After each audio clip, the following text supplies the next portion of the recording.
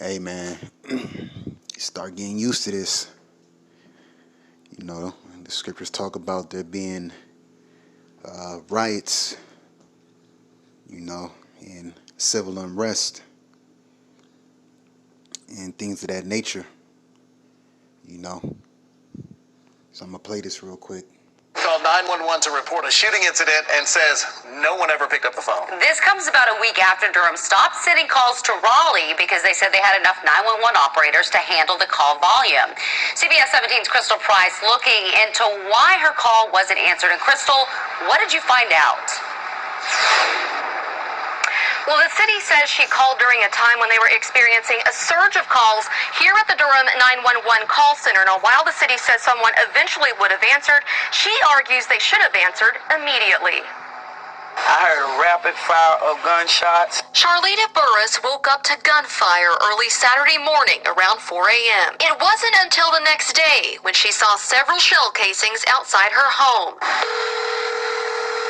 She then called 911 to report it. I tried to dial 911.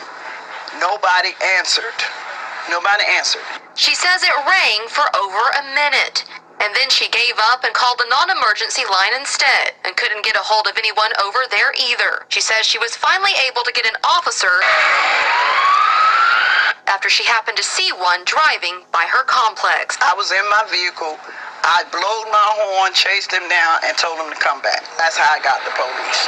Should it be that way? No, it should not, never.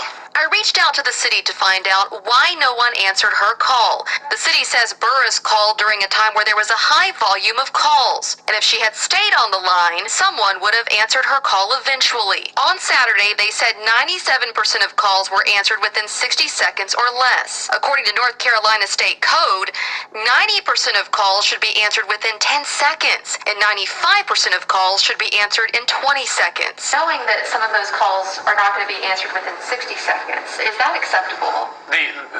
Those targets are targets that all 911 centers strive to meet. Those are absolutely our targets.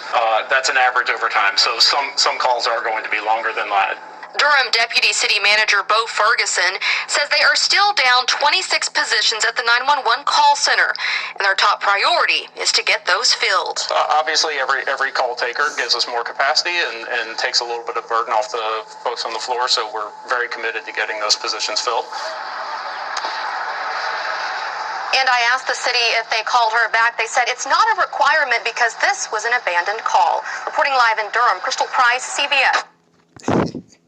Jeremiah 30:7, and last for that day is great, so that none is like it. It is even the time of Jacob's trouble, but he shall be saved out of it. Hey, the apostles been saying through the grapevine for years on end, soon to come, and it's spiritual that it's a woman that called. It's a woman that called, because a lot of you women, y'all best friend is 911. When something's going on. But the scriptures say, woe to you women that are at ease. Let me see if I can find that. No, rise up, ye daughters that are at ease. Salakia.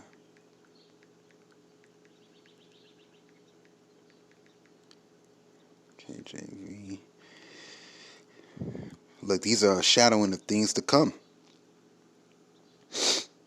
Isaiah 32:9. Rise up, ye women that are at ease. Hear my voice, ye careless daughters. Give ear unto my speech. Right. Because just as much as the men had to rise up for Yahawashi, all right, well, the men of the Lord, all right, you women, hey, a lot of these, even not the the brothers that's teaching, but these niggas too, they gonna get shooken up. But a lot of you women about to get shooken up real soon.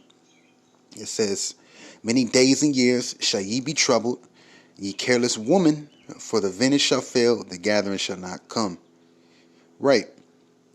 Amen. You heard what he said. He said, they're looking to fulfill certain positions, so that won't happen. But this is all just a foreshadow of things to come.